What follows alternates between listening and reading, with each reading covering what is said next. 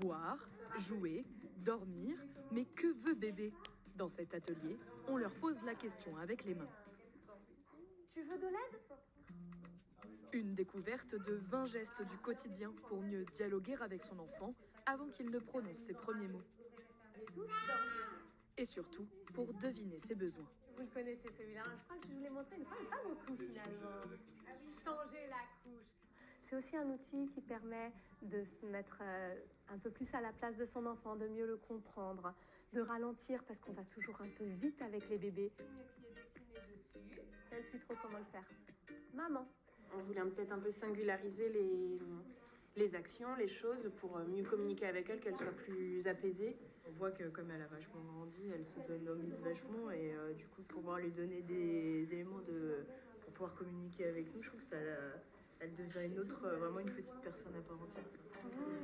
25 € pour une initiation d'1 heure à la communication gestuelle, permettant parfois de créer un pont entre les deux langues d'une famille bilingue.